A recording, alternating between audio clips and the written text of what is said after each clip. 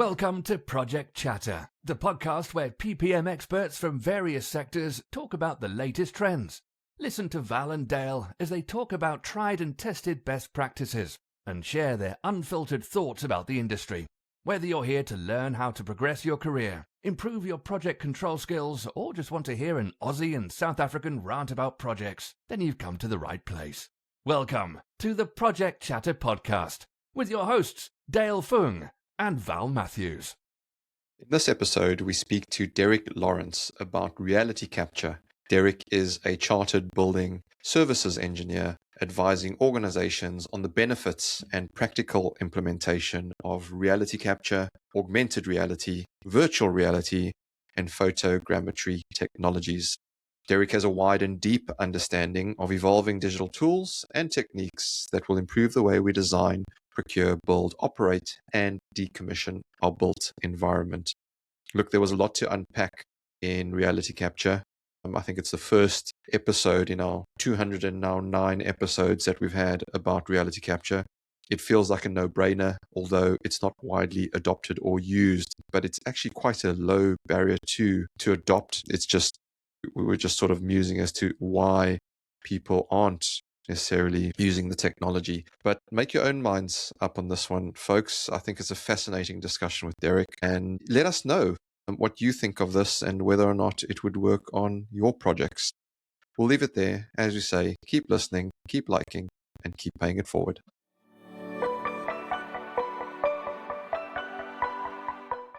Hello, project people, and welcome back to another episode of the Project Chatter podcast. I'm flying solo. Yeah, exactly. I'm filing. Every day I'm shuffling. I'm flying solo in the host seat today. Val is flying somewhere. He's on a plane. Martin sends his regards as well. He couldn't make it. But I'm with a fantastic guest on this episode, Mr. Derek Lawrence. How are you, Derek? Yeah, I'm great, thank you. And thanks for having me. I mean, it would be bad if you were just on your own. So I'm sort of here to keep you company more than anything else. We'll see where we get to, shall we? Thank you very much. I feel like you've perhaps drawn the short straw being with me for the next we'll see. hour or so. But yeah, I think, thanks to Kevin O'Grady as well, a former guest. He's made the intro. He spoke a little bit about you. So if you listen back to his episode, I think he did drop your name on that.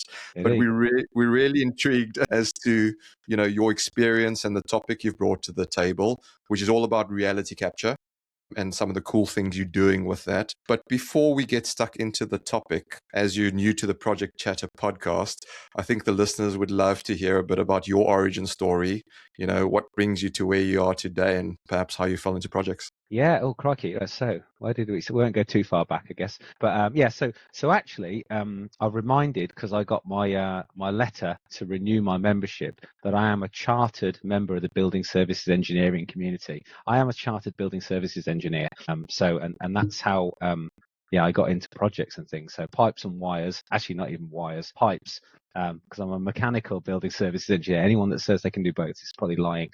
But yeah. So that's my background. So yeah, did a lot of new builds. So I sort of worked in design consultancies.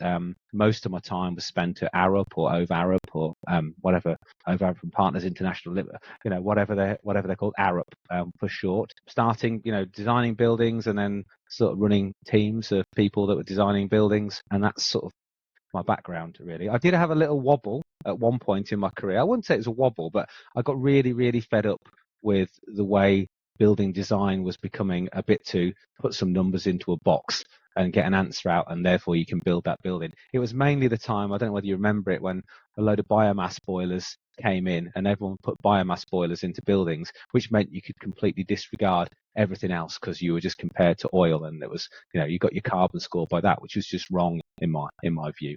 Nothing wrong with biomass boilers, but wrong that you could just do that. So I threw my toys out of my pram a little bit at that point and went, right, there's one way to solve this for me. I'm just going to work on buildings that are there, only existing buildings. You can measure them, and that's what we'll do. So I then jumped into working for Cushman and Wakefield, or DTZ as they were for the time, and helped set up their consultancy business. It was all outsourced at the time, so I just went and did that. And then I saw a lot of buildings, existing buildings And I think that's probably where my sort of insight to reality capture started, because, there's this crazy thing that, as a designer, you don't really know a lot about dilapidations and things like that. That's what happens way down the line. And it seemed to be people were just arguing about what it was like in the past. And they were using, pictures taken from a million miles away with a Polaroid camera to justify why something wasn't as good as it was when it was new. I was like, I'm sure we could do this better. And that's when we started using laser scanning, particularly then. But it was very much we don't really do that. And and that was a while ago. And then I did that for a few years, and then I sort of missed Arup, and then went back and started looking specifically at buildings that were there, existing buildings for Arup, and then got more and more into this whole, what is the building? How can you make it perform better? Well, what is it? And I got stuck on the what is it, and became sort of fascinated with copying buildings at that point. So and then in 2020, COVID hit, all went wrong for everyone. I was the person left playing with all the technology and not earning as much money as I probably should have. And I was made redundant. And at that point, I had the choice of, do I carry on doing what I've been trained to do all my life and I'm chartered in, or do I carry on copying buildings and doing this reality capture thing? What is it? I don't think you can be insured as a reality capture specialist. I don't think a land surveyor is about as close as I can get, but I'm not a land surveyor. And that's sort of what happened. I started playing with laser scanners, and then more laser scanners arrived at my door, and then I started using social media for the first time. Social media following went up, particularly on LinkedIn, and then more people sent me laser scanners. And then I've got to a point now where I think most of my work comes through LinkedIn, going, I've seen you doing something upside down in the dark, and I've got an upside down in the dark thing. Can you help me with that? So there we go. We're up to date. So Wow. What an amazing career. And it sounded like you were perhaps a bat upside down in the dark. I've not done anything with bats, I don't think, Right. yet, or bat-based thing. But I've got plenty of caves, lots of caves and underground stuff that I've done since then. So, but every day is a school day, really. Every challenge is different, but ultimately applying reality capture, which is sort of what the name suggests, taking a digital copy of what is and using it for decision making is really what is. I don't think there's a better term for it yet. Reality capture is what it is. Surveying, I suppose it's sort of like surveying. Well, but you know what the cool thing is? When you got a new job, you can create your own title. So, you probably just make something sound really, really cool. But by the sounds of it, you don't have to make it up. It is really, really cool. You've got a big following. Those that, want to go and check out what you do, you can follow you on LinkedIn, and we'll get a link on the show notes for the listeners. But I guess I got so many questions around reality capture, because there's probably many more layers and facets to reality capture than people think.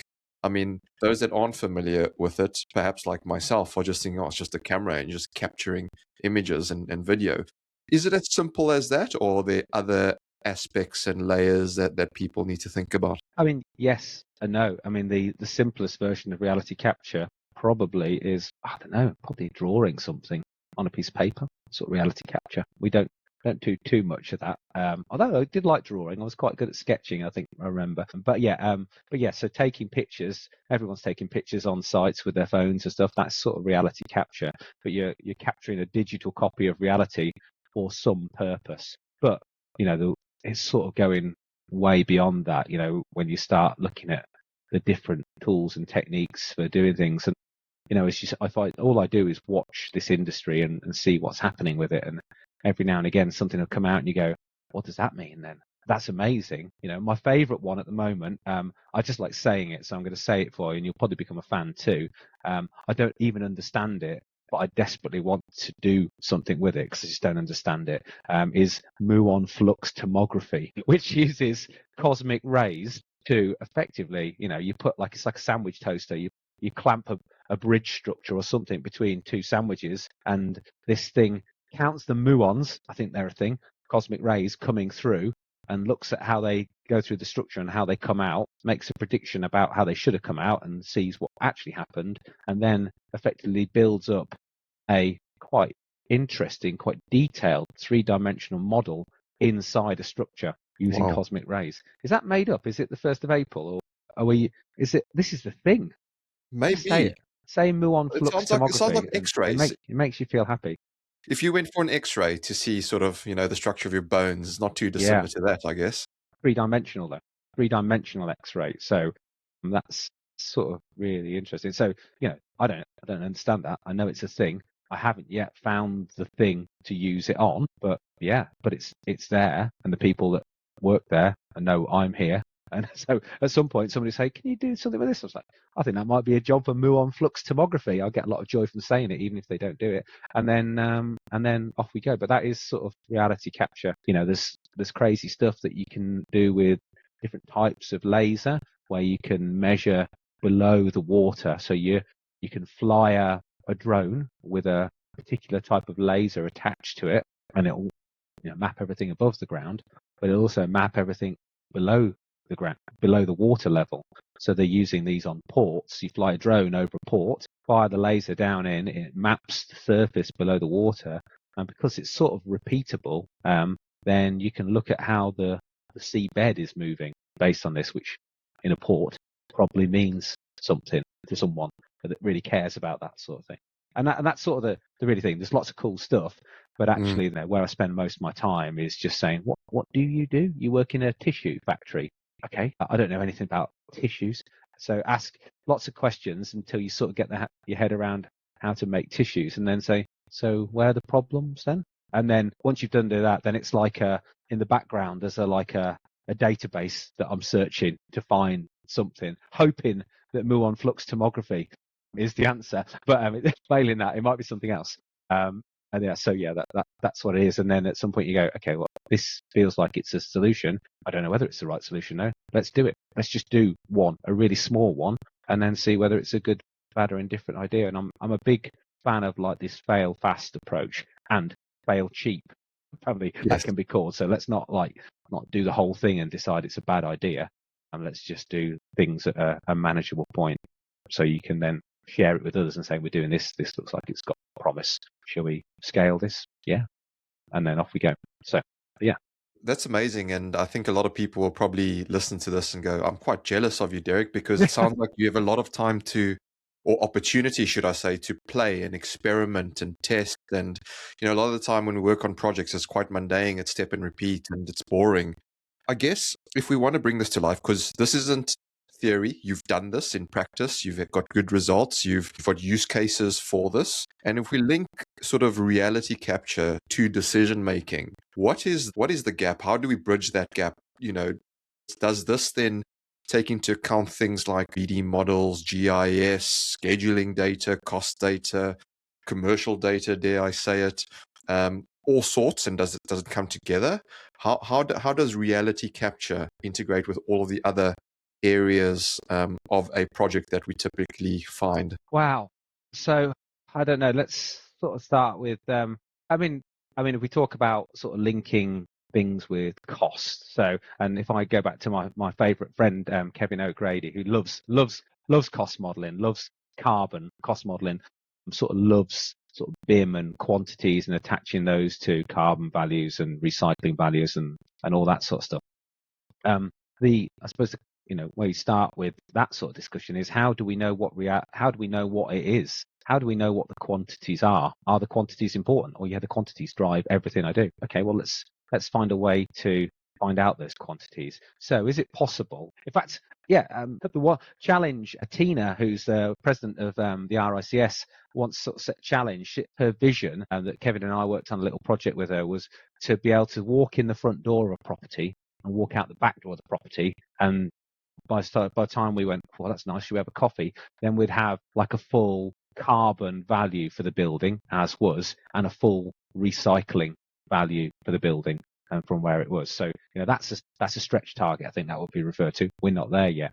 But is it possible to walk into a building with a mobile laser scanner, for example, which is doing hundreds of thousands of laser measurements a second and taking pictures, get a copy of the building and automatically turn that into a very simple volumetric model that then Kevin could apply his rates and things like that to say, okay, well, this building looks like this. And if we were to change it, we scan it again and then see how much it's changed, and then attach some other cost to it. So that's process.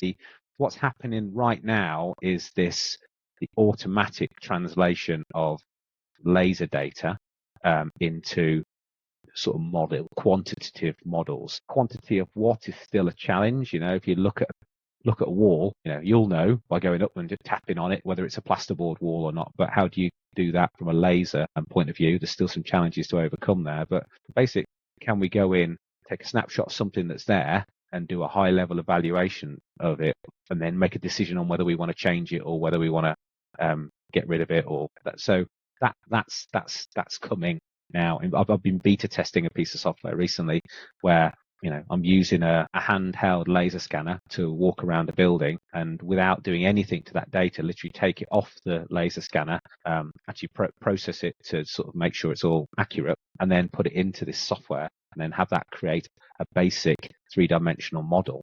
Then it works. It'll be out soon, but you just go, right, so that means we know what we can know quickly with relatively low levels of skill. Laser scanning is getting easier. Technology is making it easier. We can get to the start point, which is, what is it? And that goes back to where we were about 10 minutes ago, where I was just going on working on existing buildings. What is this existing building? How do I work out what's there so I can make some decisions? So yes, that's one thing. But there's also really Sorry if I jump in there, Derek. Is the use case more stronger, should I say, on brownfield sites than greenfield sites, or is there also strong use cases on greenfield sites? Before anything's been put in the ground, perhaps. Yeah, I mean, going back to just a snapshot of a greenfield site, just the topography of it, which would have been perhaps done by a tilt station and a little stick, or someone going around taking levels, starting to see that done by drones in a fraction of the time, or mobile mapping devices where you walk around. So if you want to know really, really quickly what the topography is of the site, so you can do a quick cut and fill exercise on a design, then getting that what is it information quickly, I think that is where reality capture sort of kicks in. Okay, in this case it's surveying, but if the reality capture wasn't to do with projects, if it was an artist that had made something out of wood, matchsticks, and they'd made it as big as it was convenient to make it, like desktop size, and they wanted to make one that was 200 meters tall to see whether that was a good idea, then reality capture would allow you to capture that model at that scale it to 200 meters tall, put it in the location using augmented reality or virtual reality, and go, that's massive, we can't have that there. Or, no, that's amazing, let's make it bigger. Now ask 100 people about it rather than just the specialists that could only access software. And actually, that is another key consideration with all of this stuff. All the stuff I'm talking about isn't new, but what's changing is the ability to do reality capture is getting easier. You can do it with your iPhone yourself, and the ability to access it. So it's no longer locked to someone with a hardware dongle in their super processing PC, and they're the only person that can look at it and the only person you can ask. It's now sort of getting, sitting on a web page where someone can go and have a look at it and play with it and make their own decisions on it. So is reality capture done at a point in time for specific, decisions and outcomes?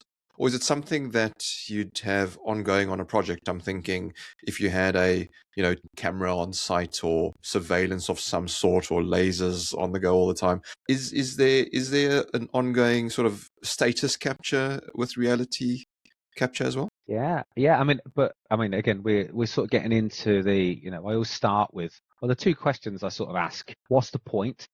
Mm-hmm. Don't take that the wrong way. What's the point of doing what we're doing? Because, we can do it for fun, but there's got to be some other reason for it. What's the point? And how wrong can it be before it's a problem?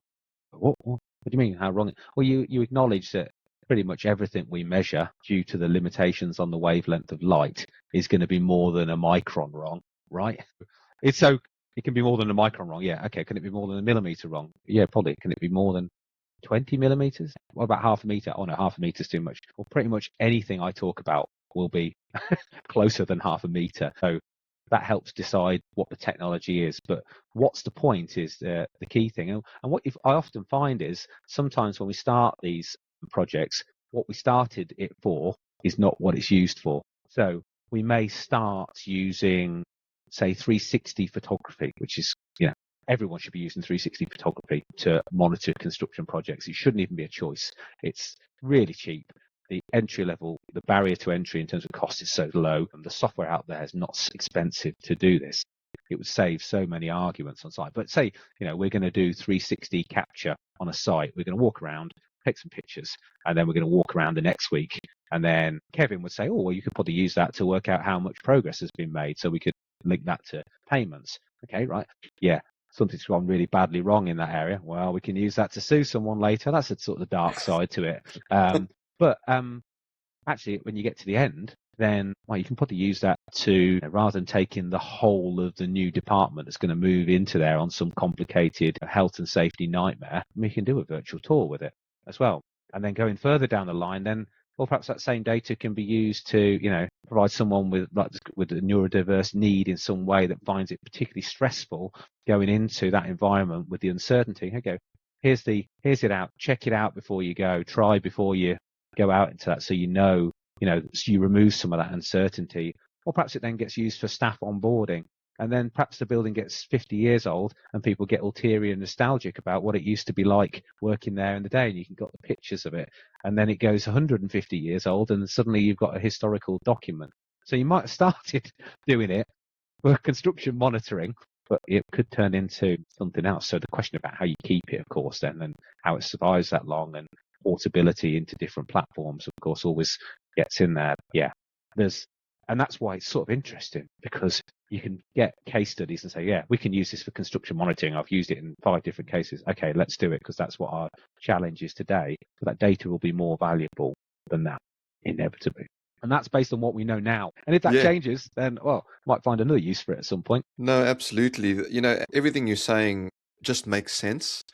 I guess the question that's in my head is, why isn't everyone just doing it? You say there's a low barrier for entry because it's relatively cheap and easy to do. Why aren't we doing it? Is it the case where the industries we work in, there's the age old, we've always done it this way, therefore we don't need it?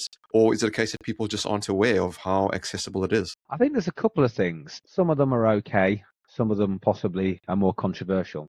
So let's start with the okay ones. So the okay ones are, it's new and it might not work, so there's risk. And we can't afford to be playing on this. We need to get to the end because we've got a price to do it. And we know if we do it the way we've done it before, we'll do it and it will be fine.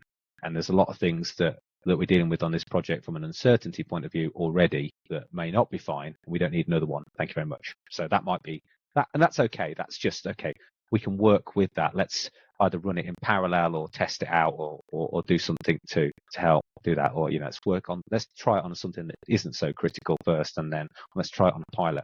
So that's the okay one. The really not okay one is, I think people make money from doing surveys and things like that.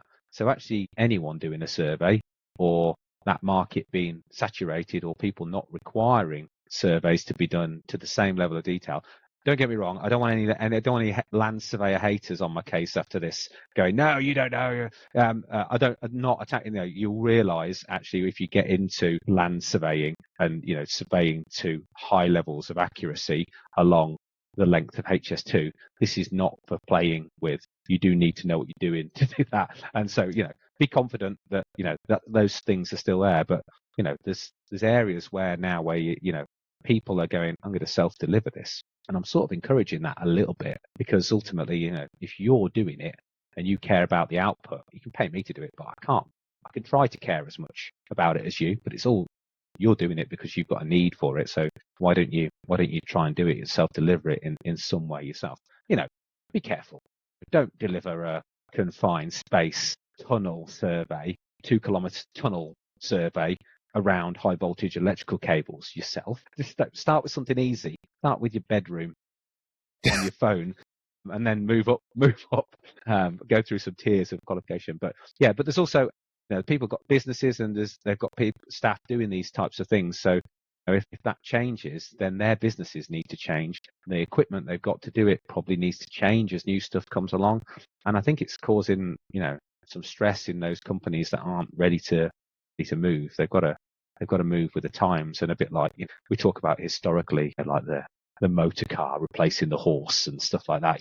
If you're a horse, if that's what you're going to provide, then perhaps there's a place for that. There are people still using horses, so it's okay.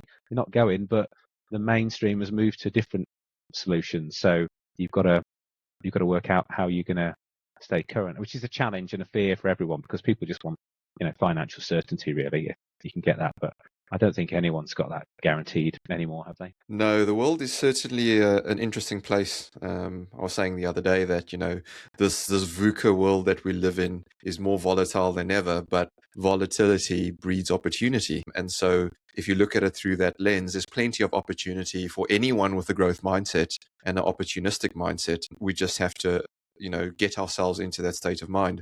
I think the couple of questions that jump to mind for me is, other than you and people following yourself, where else can people go to access, the advantages of the tech and the type of tech that's out there? Because I feel like, there aren't many places that are potentially showcasing this.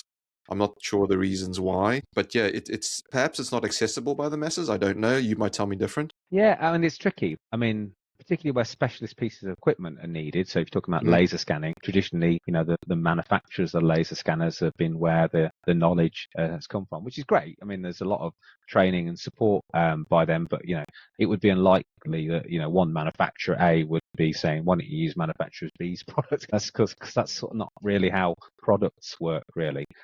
In terms of the survey, the Survey Association and sort of like the survey school and things they're taking on board some of these different methods of working. That's where it sort of should be happening, because it's sort of surveying. But I don't know whether the Survey Association are doing how to copy bits of artifacts and historical artifacts using phones and stuff. They feel like they're more like land surveying and stuff like that. And perhaps it's too broad, actually. The reality capture thing, it goes from drawing something with a stylus on an iPad all the way through to drones flying and mapping below the sea. It's just massively broad, and that's just capture. So you've also got to think about how you display this. So there's all sorts of stuff with, XR, mixed reality, augmented reality, virtual reality. There's all these things, and how you actually share this data. So it is massively broad, which is why, I'm permanently occupied going, I just don't know what I'm doing, because there's always something new to try and understand and process. Ideally, this should be embedded into courses, schools. So I do a bit of guest lecturing at Coventry University, at Birmingham City University. I've got the STEAM House, which is where I've done bits and bobs in the past, at Warwick University. But really, it's almost like an extra lesson that says, oh, here's some other stuff that can be done using different tools and techniques. But if you look at like the techniques for copying buildings, photogrammetry is a technique. Take a load of pictures and build a 3D model from pictures. That's a technique that's used a lot, particularly with drones, for building up copies. That exact same technique is equally useful for dressmaking. So photogrammetry is used for copying people's bodies. So you can, can get software now that you can give the software a copy of a person's body, and it will create a cutting pattern for the dress. But that's reality capture. So why aren't the people that are teaching drone photogrammetry also teaching dressmakers? We can't, because this is the vertical we're in, and it's the constraints of what do we do. And also, we feel comfortable in construction because we've all worked in construction all our lives. But if that was to be lifted and shifted into the arts, say, it works over there too. So why don't we use it over there? Or how about real estate? Or how about in marketing? Does it work in marketing? Yeah, it works in marketing too. I don't know anything about marketing. So it's just, I think you've got to see a thing and go, can I do that? Don't worry if that's a stupid question, because the answer will probably be yes, but probably not in the format you've seen it on a construction site, but it might be the same technique. Yeah, it's definitely that curiosity, that lateral thinking that, we need more of in the sectors that we work in. But I want to shift gears slightly, because part of the title or topic is reality capture and decision making. And I want to hear from you, like, what are some of the coolest decisions that you have seen made based on reality capture that you think would otherwise not have been possible? Right, let's think. I just need to think about jobs and then think about what we do. I mean, in the last week, perhaps I'll try and find whilst I'm talking, I'll try and find a more exciting decision. But in the last week, so flooding, lots of flooding everywhere in the UK at the moment. So where is the low point? We don't have water to test this with. Where is the low point? Can you tell me is there a drain where the low point is? And in getting to the low point, what route does the water take to get there? And does it get picked up by anything else on the way? So you can show that in this case particularly, the first way I showed it was I took a static laser scanner, so a laser scanner on a tripod, took it to the place where the flooding was, and used a piece of software that's built into the laser scanner that was actually designed to help concrete pours. And what it does is you push go on the scanner, it does a scan of what's around it, and then it sends that information to an iPad, and then on the iPad you pick some common points. So I've got a laser scan, I can see that curb there, tap on the screen, I can see that curb in reality, tap on the picture of that on the camera on the iPad, and what it does is it takes the data, the vertical height data, straight out the scanner and into augmented reality. So you can now walk around a place with the data from the scanner, and you can see it through the iPad. So it's like you've got a secret view of the world, showing you where the low points are and the high points of your map. And you can click on different points and see it. The first place I used this actually this is really weird. Again, misuse of the technology. It's meant for concrete pours and making sure everything was level. First place I ever used it was a ball or a petanque court. And I was like, so are you telling me that these terrains, as you call them, they're all unique? Of course they're unique, but yeah, we play these, and actually understanding the terrain is really quite important to the strategy of the game. Has anyone surveyed it? What do you mean? So, well, you only looked.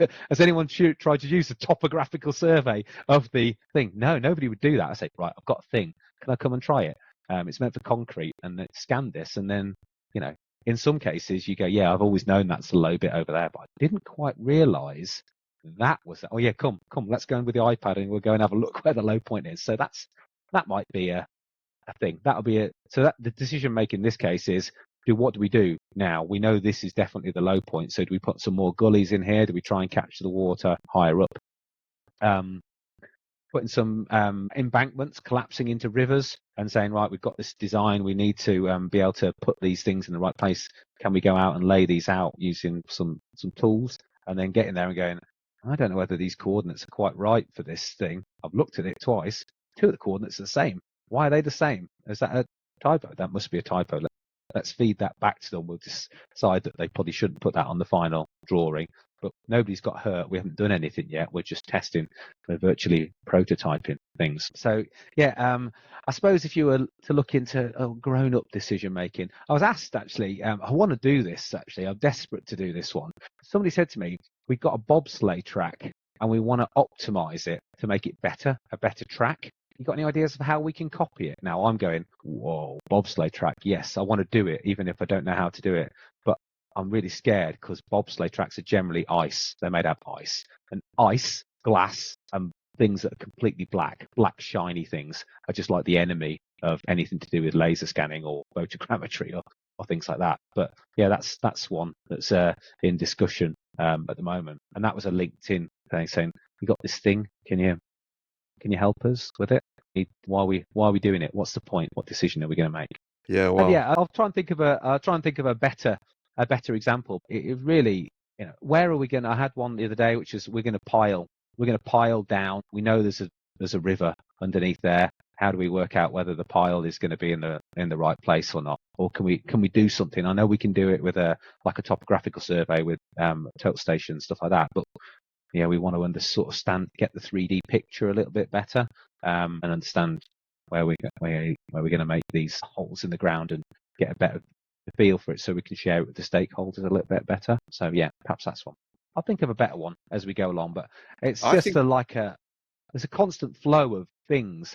What do we do? How do we capture bits of glass that are 4 stories up in the air that at some point in history have been etched with a ring or something into a glass? Probably some famous people doing graffiti when they were not many, but they're famous now, so keep that. How do we copy that? Because if we lose that bit of the glass, we've lost that bit of history. It's a grade 1 listed building. How do we copy that? It's 4 stories up in the air. Right. So, yeah, I don't know what the answer to that is yet. Well, Do you know what? Every single example you've given, I think, is an amazing use case because none of those I've heard before. I'm sure the listeners listening to go, wow, okay, you can actually do that with it. Because you know where my mind went as you were talking? Money heist.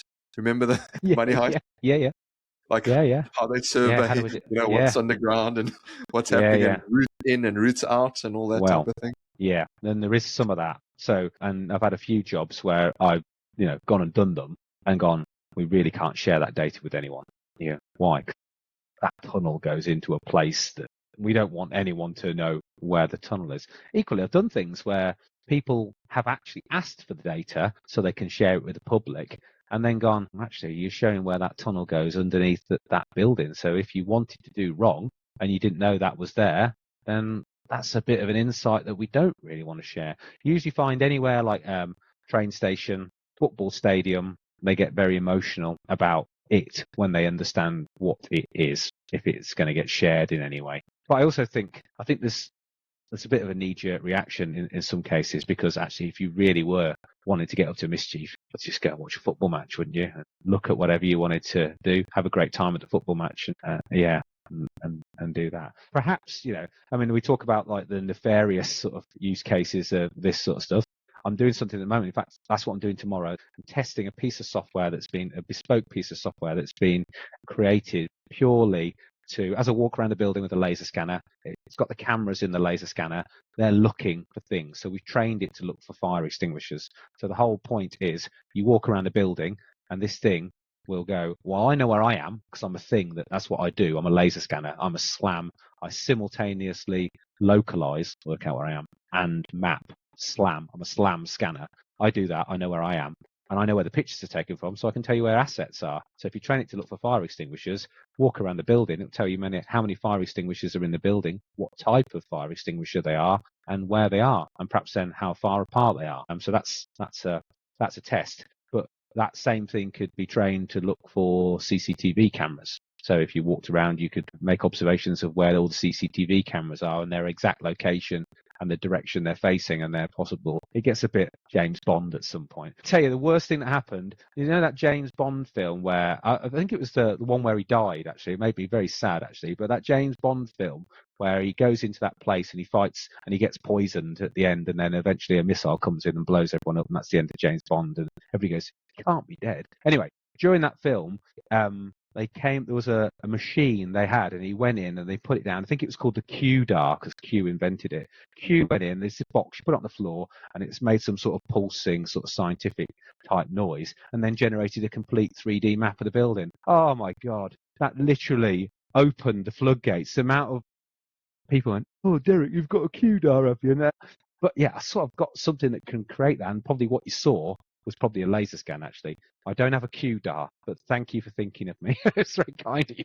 You got a QDAR, have you? So is your nickname Q then? No. I actually work with a YouTuber. I don't know whether you come across this guy, Colin Furs. So he's he's a maker. Crazy. He's done some crazy stuff like, jet powered bikes, and pizza ovens that are built into bikes, so you don't have to.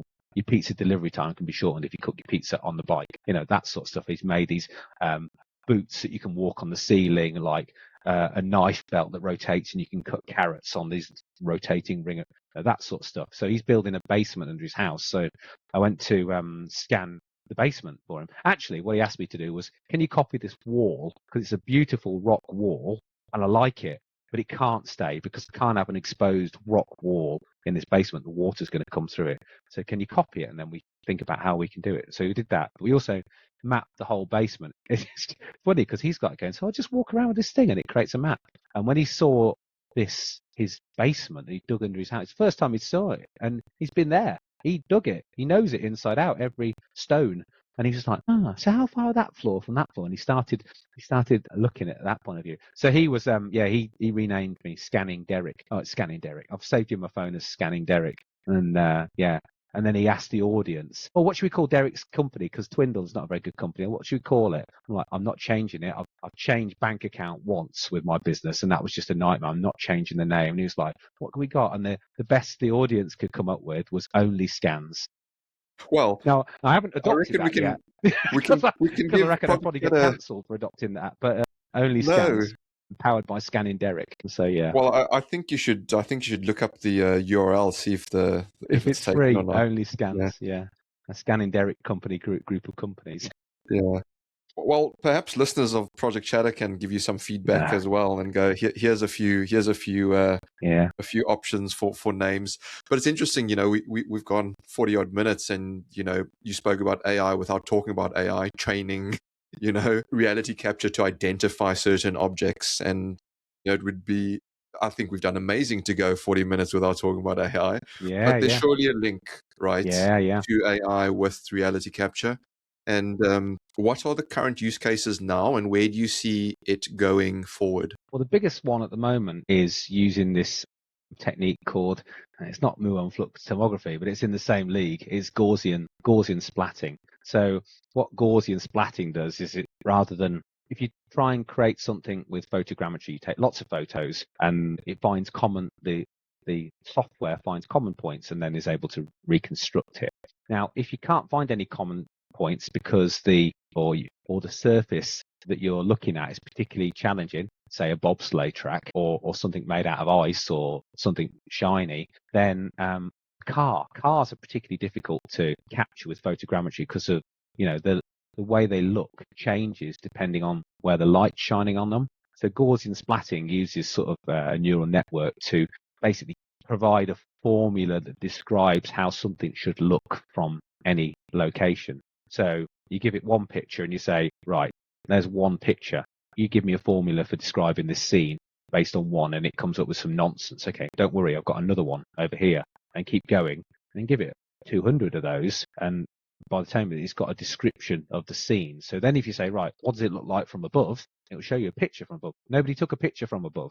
Yeah. So that's where that's kicking in. And if you look at Gaussian splatting, it's actually got to a point now where I don't know whether it rolls off the tongue, Gaussian splatting, effectively. So if you've got a Quest 3, a Meta Quest 3, and right now it's in beta, but it won't be long. There's a Hyperscape Capture is the app on the App Store if you're on beta testing. And what that does is it allows you to put on your headset and basically walk around a space. And I don't know whether you played a lot of VR, but the first thing you do when you play VR games is basically set up your playing area so you don't walk into TVs or walls or stuff like that. So that technique, that setup thing, is used to basically use the headset, which is a £400, £450 headset, to capture the space. That then goes off to the cloud. It gets put through Gaussian splat pipeline and then delivered back to you in VR. And the level of realism is incredible. Yeah. And when this first came out, a friend of mine, Ian Jenkins, he used to work at Arrowt with me. We do quite a lot of stuff together. He used it and he was like, he sent me a video and he's like, this is incredible. And I was like, you should just post that because your enthusiasm is raw on it. And perhaps we put a link to it, but I love it. When I'm showing people about it, it is his first reaction to it. So effectively now, someone with no knowledge or skill about surveying or reality capture can put on a headset and get a guided workflow of how to copy a space. And that space, using AI to regenerate through Gaussian splatting, can recreate that environment in the headset with a really, really high degree of realism. Probably better than any of the stuff I'm doing at the moment from a realism point of view. And suddenly Meta have just released that and you go, well, that's a game changer, isn't it? And why is that useful?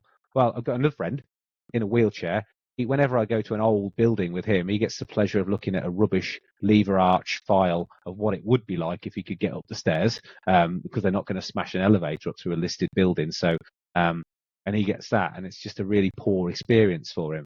But if you imagine now a museum could have this VR headset on site, their staff could self-deliver the copy of that space, and when you go to these places, then you can get access to it. That'd be great for my friend. But if you go, well, okay, how about you go and have a look in this high voltage switch room because you need to, for whatever reason. You go, I can't because I'm not trained, I haven't got a certificate of that. Okay, well, let's put this VR headset on, because the person that was trained could go and have a look around, capture that space, and then share it with you. And then perhaps you could then have this is why it's a problem. This is why you tell me I can't go in there. Yeah, you see that red thing over there? That'll kill you. We knew that one. Well, all those other red things will too. Yeah, okay, right now there's a lot of red things, isn't there? Yes, don't go in there. No, But it's fascinating. I mean, you've just reminded me. I've got the Quest 2. Mine's quite old, but I need to dust it off and sort of get back involved with it because I don't have as much time as I used to during lockdowns. But it's interesting because obviously you mentioned VR there, but I also got thinking about, wearables and smart glasses there's yeah, more and more of these coming out, and the technology is getting smaller and smaller. So you can, yeah, companies are starting to fit more and more technology in smaller spaces, so to yeah. speak. It's not quite VR, but Still it's going. a level of technology that is quite sophisticated on your face. So I had a discussion. This is today. I'm just trying to remember what I've done today. Today started off 8:45, straight into the audiologist. So I'm experiencing hearing loss at higher frequencies at the moment, which is basically apparent when I get asked to do stuff and I don't hear anything. I don't know whether that's hearing loss, but actually there is some measurable hearing loss. It's minor. So I'd been flirting with the idea of getting some hearing aids and going, you want hearing aids. But if I'm going to get hearing aids, I want superpowers. I want to be able to hear things that the people can't hear, and I want to be able to switch off people that I don't want to hear. And it turns out that although AI is getting involved in helping that in terms of reducing background noise, it isn't quite the superpower I wanted yet. I can get sort of a similar response from putting in my hearing profile into a pair of AirPods 3s, which act as hearing aids, interestingly. I said that you've got this. So what I've actually opted for is a pair of glasses, because I wear glasses anyway. I've not got them on today, but I wear glasses anyway, and they've got literally bone conductive Mm-hmm. speakers in them. So and they've got microphones on the front. So if I'm talking to you in a restaurant, then I get your voice, and it kills the rest. And I'm like, well, that's good. I'm wearing glasses now. I don't have to, it's not like another thing, or I have to remember to charge. It's like my glasses. But I said, the way things are going with, the Ray-Ban Meta glasses, it's not going to be long before I'm seeing the world through these glasses. And when I want to, I'll turn on the object tracking. There'll be a little box round you in the restaurant, and I'll go, yeah, that. I probably wouldn't even have to select anything. Perhaps they've got this twisty, rub your fingers together and change the setting thing on this Meta. It's quite amazing, these Meta headset. But yeah, just make a random finger movement to select you. And then I want my hearing aids just to switch you on. I want to lose everything around it. And at that point you go, wow, now that's interesting. What could that be used for? For hearing conversations better, communicating ideas better, focusing on things better, but equally then being able to switch that person off. There's probably meetings. You've probably been in meetings where you go, right, I need to switch person 1, 3, and 6 off because they're talking, but like I am now, talking but not adding anything to the discussion. So, but that's a mixture of that's an output. We're talking about some reality capture that's going on there, and then that's an output. So I'd involve myself in that. I'm just excited about technology really and how it changes things. And it might just be laser scanning a building one day, but it could be going into there. The audiologist was just like nodding, going, "Yeah, we're not there yet. Yeah. I think that's a fair point. I can imagine that. I haven't got long till I retire, actually, so I won't have to deal with that future. So, yeah. No, that's fascinating. I mean, when you're talking there again, it reminds me of another Netflix show, Black Mirror. So yeah. Yeah, I'm a big fan. And every time I see that Boston Dynamics dog or a Unitree dog now, which is a cheaper version of the Boston Dynamics dog, I'm watching that episode again where the dog's chasing you down and you just can't kill it. Yeah.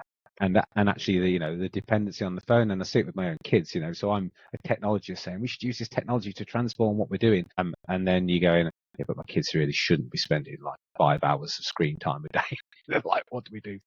I'm working on a project at the moment, which is about using the technology actually to it's all about helping people that, perhaps a refugee that's come to the country and they don't know anything about a place, then it's basically a way of their phone using its GPS dipping into insights from people around that area. So, there might be a waterfall or something near you, or there might be some tree that you particularly like the look of, and it's a geolocated experience. So it's using basically phones to access like testimonials about things, but done in a way that's not like taking all your analytics or stripping you of data and sending you adverts. It's just a simple thing. But again, you're using a phone. So surely if you're in a natural place, you should be looking around and enjoying it. But then are you using the phone as an index to the real world? And that's sort of quite interesting. How do we use technology more to give us an index to, what is quite complicated? The world is complicated. So indexing, using sort of reality capture is another thing that sort of interests me a bit. Yeah, absolutely. And I think you bring up an important point there when you bring up, telling your kids not to have too much screen time, but you're Yeah. an enthusiast Yeah. because there's a cost to adopting any technology. We've spoken about it before on the podcast. You take the humble washing machine, and back in the day when, communities used to wash their clothes at riversides and chat about what's happening, the washing machine came up and people got lonelier. Yeah. And news didn't spread as much. And so we needed different ways to do things. You look at social media and how lonely people are as well. So I think there's always a word of caution with technology, but remain curious, Yeah. It is there. What are the pros? What are the cons? What are the advantages that we can get with so them? but I think there's another, like the flip side to that, how it could be working the other way around. And this is something I'm working up to at the moment. So I now know it's possible with technology. I can go and I can take whatever shape. If you wrote your signature on a piece of paper and send it to me, I could scale that and put it into the real world at scale. I could then go, like in a sort of old surveying type setting out, I could go and set that out with little mini flags. And I'm actually trying to do this at the moment in one of the local parks.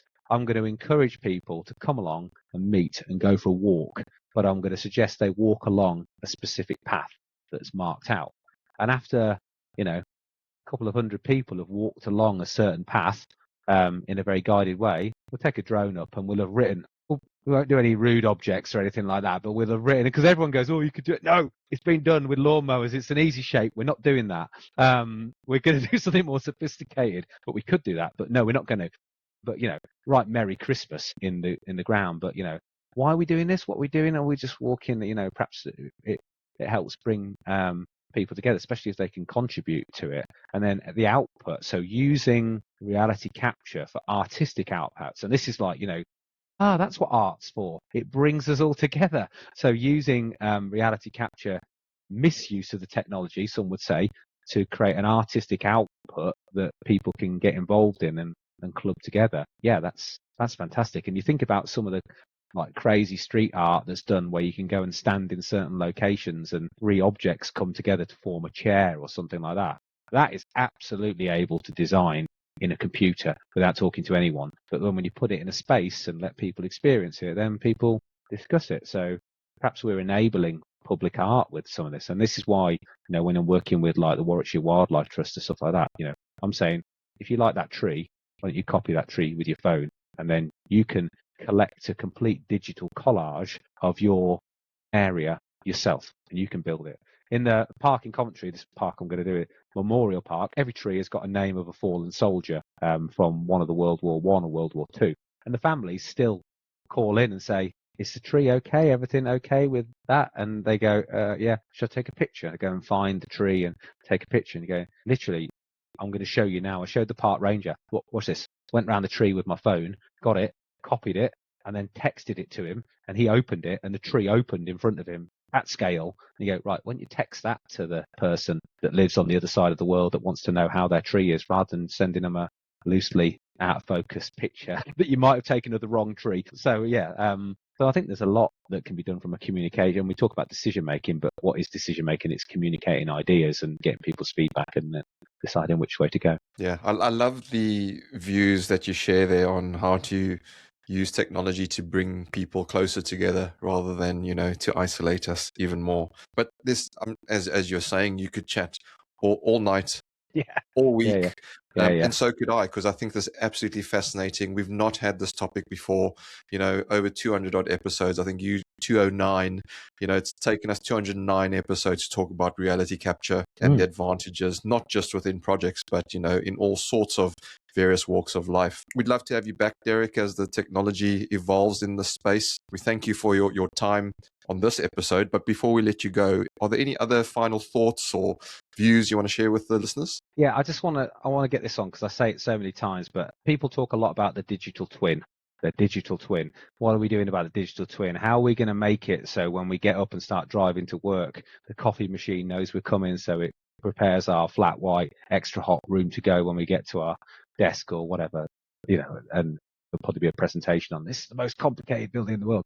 The reality is that people don't have correct floor plans in their buildings. So when people are saying, let's do a digital twin, I say, right, okay, how about just before we do that, to extract some value, can we just get all your you've got some floor plans. Why don't we just walk through a building with a laser scan, take a slice through that data? It will take us an hour to scan a building, slice through that data, overlay it on top of your 2D floor plans and decide whether they're correct.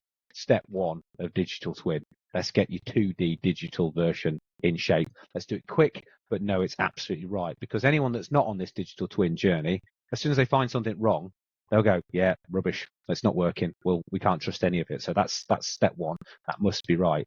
Step two, I'd suggest is, why don't you get a 360 photo in every single room in your construction project or your estate? Because that, in terms of value, the cost of doing it is low, and the value in doing it is the people that go and try and fix lights in the ceiling and go, it's a 6 meter high ceiling in here, and it's that discontinued light fitting, isn't it? Yes, that's all dealt with in the picture, so you can do that. And that's, when I talk to operations people, they just go, we're just wasting money, repeat visits on things like that. So just do that. None of that can be wrong. Everything else after that can be wrong, and it might turn out that capturing information about when the coffee machine heats up and when we get on the car, that might not be a really great idea in the future. But yeah, why can't we just do that? Why doesn't everyone just do that? And then low cost, absolutely can't be wrong doing that. So yeah, that's my thought. Why doesn't everyone do that? Awesome stuff. 2 bits of free advice from Derek Lawrence free, on this. Free, all free. Exactly. But look, thank you so much once again, Derek. I'll definitely go back and listen to this one. There's so many nuggets that you shared with us. I've no idea what we said. Can you remember anything? Good thing we recorded it. We must have gone off script at some point. Exactly. Good thing there isn't one.